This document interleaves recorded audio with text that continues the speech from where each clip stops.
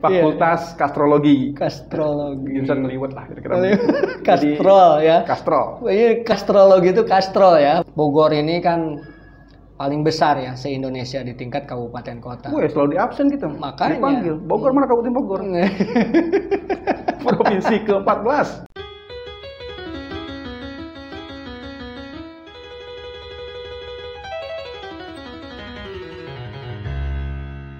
Bismillahirrahmanirrahim. Assalamualaikum warahmatullahi wabarakatuh. Waalaikumsalam. Hai teman pemilih, welcome to KPU Corner Kabupaten Bogor. Dengan semangat 5S, salam, sapa, senyum, sigap, dan sehat, kita mencoba menjadi penyelenggara pemilihan umum yang lebih baik, yaitu better. Masih bersama saya, Asep Azhar Hidayatullah, Sekretaris KPU Kabupaten Bogor, dan saat ini saya ditemani dan kita akan berbincang dengan Bapak Erik Fitriadi. Baik, tapi sebelum kita lanjut, jangan lupa ya subscribe, like, share, komen, dan nyalakan tombol loncengnya. Bang Erik. Siap. Bang Erik, gimana, sehat Bang? Alhamdulillah sehat. Oke, lagi sibuk apa nih Bang selain di KPU nih? Selain di KPU nggak punya kesibukan. Oh, nggak karena punya memang kesibukan. dilarang oleh undang-undang. Oh iya betul ya, dilarang. Kecuali sepedahan sama camping. Jadi anggota KPU itu tuh tidak boleh ada pekerjaan yang lain berarti Bang ya? Ya, tidak boleh. Tidak boleh nyambi lah Tidak istilahnya. boleh nyambi ya. Jadi harus kerja penuh waktu begitu. Penuh waktu dan fokus. Oke, jadi mantap di KPU begitu Bang ya? Harus. Harus. Tapi aktivitas lain kayak olahraga gitu ya? Ya kalau olahraga harus wajib itu. Wajib ya. Ya minimal jalan kaki lah ke kantor atau sepedahan lah. Sama kalau malam minggu nggak ada kegiatan gitu ya, di hari weekend ya camping lah bersama keluarga. Wah mantap, kembali ke alam. Kembali ke alam. Back to nature. Baik, Bang Erik ini kebetulan ya rekan-rekan pemilih ini adalah Ketua Divisi Hukum dan Pengawasan di KPU Kabupaten Bogor. Ya terlihat serius memang orangnya, tapi sebetulnya kocak juga. Kalau kocak sama Brian. Baik Bang Erik, ini saya bilangnya abang aja ya. Bangga silakan. Asli dari mana nih Bang Erik awal dulu? Lahir di mana deh? Kalau lahir itu saya di Kuningan, tempat di Kuningan. asal bapak saya ya. Kuningan Jawa Barat, bukan Kuningan Jakarta Selatan. Oh. Jadi di bawah kaki Gunung Ciremai. Oh mantap. Terus besar di Bekasi. Oh ya, besar di Bekasi. Ya, yang dibilang kota yang panas itu dengan seabrek permasalahannya gitu. Ya, saya dari kecil ya sampai SMP kelas 3 itu di Bekasi. Setelah itu ya mondok gitu ya. Mondok, pernah pesantren juga Bang? Iya, pernah nyantri, belajar ngeliwet. Mantap. Jadi kita kuliah UGM, Universitas Gigir Majelis. Oh. Universitas Gigir Majelis. Fakultas Kastrologi. Kastrologi. Bisa ngeliwet lah kira-kira. Kastrol ya. Kastrol. Ini kastrologi itu kastrol ya, teman pemilih. Bukan ilmu yang baru itu ya. Bukan. Kastrologi. Kalau anak pondok itu bilangnya kastrol. Jadi kastrologi lah itu. Ilmu tentang perkastrolan, ilmu tentang memasak lah. Ngeliwet gitu.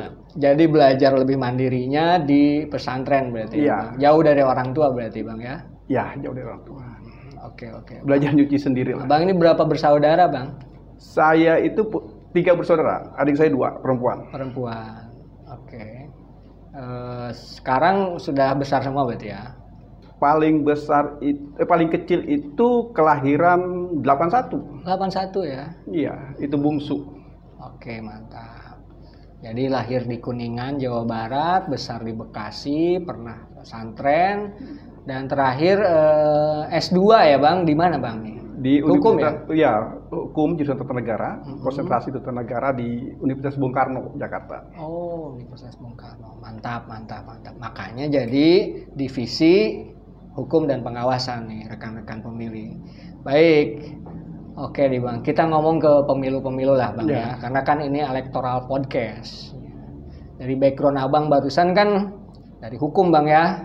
Nah, ini kita nih mau mendekati tahun 2024. Tahun yang serentak semuanya. Pemilunya di 2024, pilkadanya juga di 2024. Ini tahun demokrasi, betul-betul pesta demokrasi 2 kali setahun gitu Bang.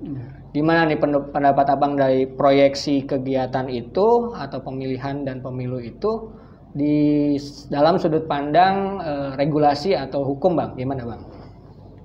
Iya, pemilu itu kan sarana kedaulatan rakyat ya. Artinya hajatan pesta demokrasi per 5 tahunan gitu. Iya. Jadi berdasarkan putusan MK itu ya, pemilu serentak nasional itu kan dilaksanakan di 2004, termasuk dengan pemilihan kepala daerah.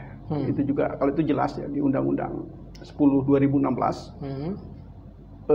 Pasal 21 ayat 8 itu menyatakan dengan jelas dan lugas bahwa pemilihan dilaksanakan di bulan November 2024 gitu ya.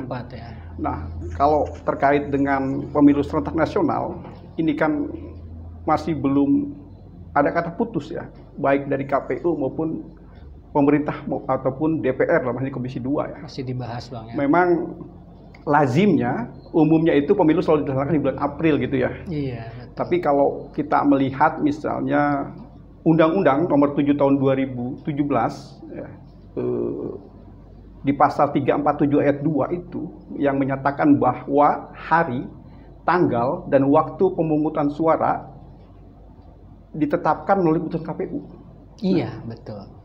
Nah, ini kan jadi hal yang saya pikir ya KPU harus memutuskan terkait dengan hari, tanggal, dan waktu pemungutan suara untuk pemilu serentak 2024 gitu. Iya. Jadi KPU harus memperhatikan tahapan-tahapan ya yang akan dilaksanakan oleh penyelenggara sampai ke tingkat bawah. Begitu Bang ya. Bagaimana tahapan itu bisa dilaksanakan dengan baik begitu ya Bang. Baik. Nah, menurut Abang nih Bang, kira-kira di 2024 itu ada 2 kegiatan ya, ada pemilu dan pemilihan. Manajemen resikonya itu dalam arti apa sih yang harus kita mitigasi begitu dalam proses pelaksanaan di pemilu dan pemilihan di 2024, gimana Bang? Iya, artinya yang pertama itu KPU harus memutuskan dulu terkait dengan waktu pelaksanaan. Waktu pelaksanaan. Ya, hari, tanggal, dan waktunya itu kan untuk pemungutan suara. Baru kita bisa melakukan persiapan lah ya terkait dengan bagaimana meminimalisir potensi-potensi gitu ya. Ya, ini kan akan akan saling bersentuhan gitu ya, akan saling berbenturan tahapan antara pemilu nasional dengan pilkada gitu. Ya, selama ini kan ya kita mendengar opini lah dan wacana ya ketika KPU RI menetapkan tanggal 21 Februari sebagai hari pemungutan suara, lalu ada keberatan lah dari pihak pemerintah gitu ya. Ya, meskipun belum ada kata putus nih dari pemerintah, ada wacana April sampai April lah ya, tanggal 20 berapa gitu, dan terakhir 15 Mei gitu ya. Ya, artinya kita menunggu sebagai KPU di level terbawah ya dalam hierarki kepemiluan ya kabupaten kota ini, ya kita menunggu kebijakan dari KPU pusat terkait dengan waktu dan hari pemungutan suara itu. Iya betul, memang regulasi ada di pusat Bang ya, jadi kita sebagai implementor mungkin ya di tingkat kabupaten kota. Tentunya kan kita Bogor ini kan paling besar ya se-Indonesia di tingkat kabupaten kota. Selalu di absen kita. Makanya dipanggil. Bogor mana kabupaten Bogor? Provinsi ke-14 Indonesia itu. Jadi kita ini center of gravity-nya pemilu sebetulnya. Saya selalu dipanggil itu sama Pak Asim.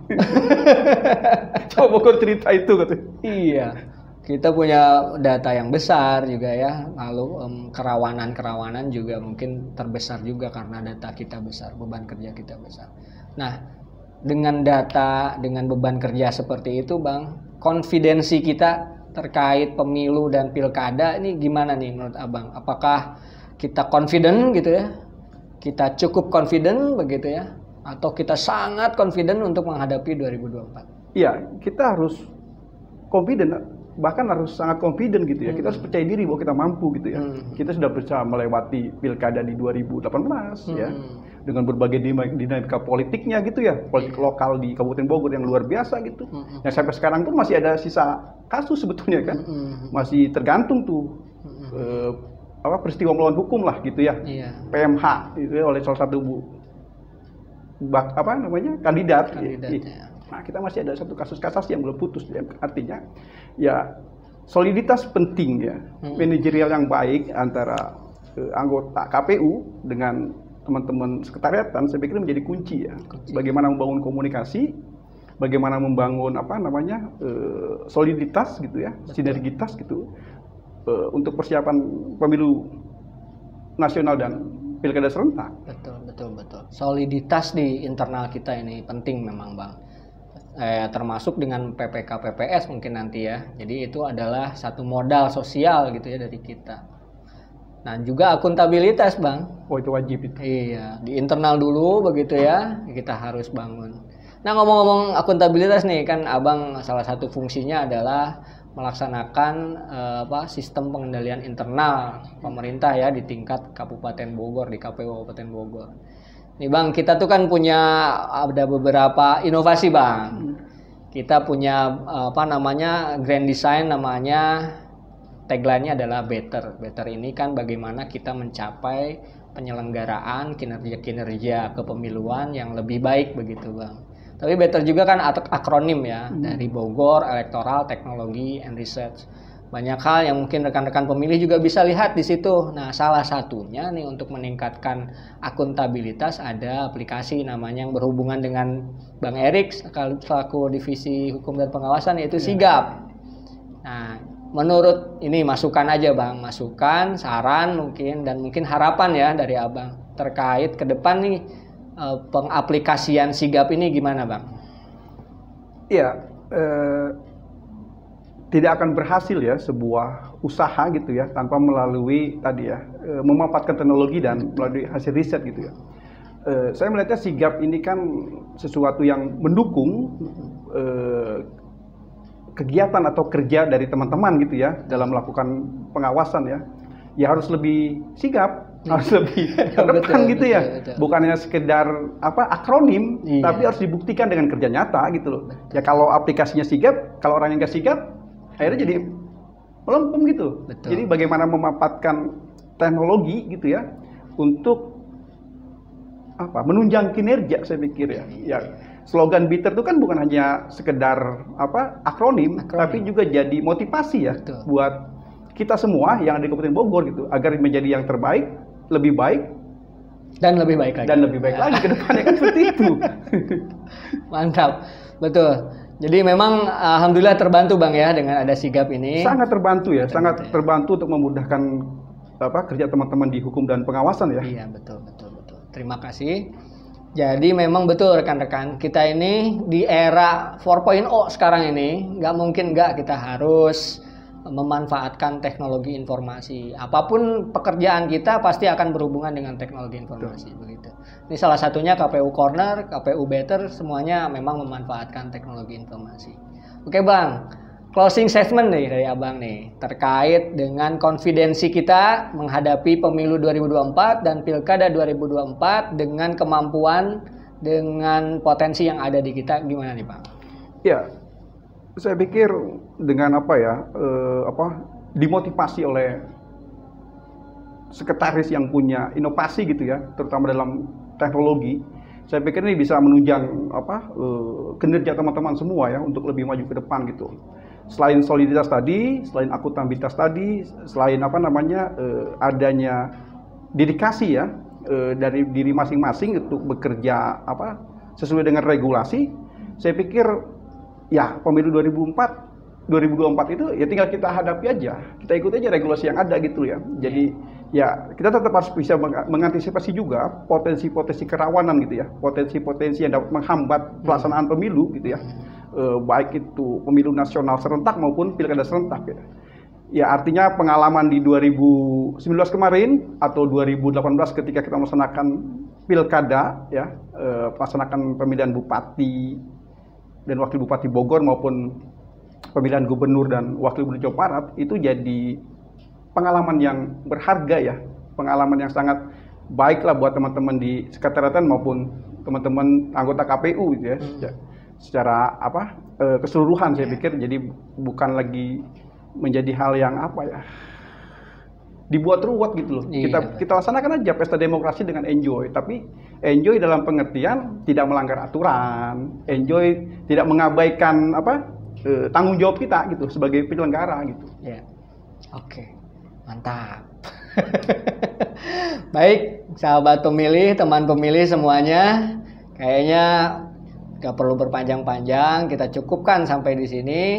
Mungkin terakhir dari kami, jangan lupa subscribe, like, comment, and share akun YouTube kita, dan jangan lupa bunyikan loncengnya. Terakhir kita tutup Bang dengan salam better. Tuh bang. Harus jadi yang terbaik. Assalamualaikum warahmatullahi wabarakatuh. Waalaikumsalam warahmatullahi wabarakatuh.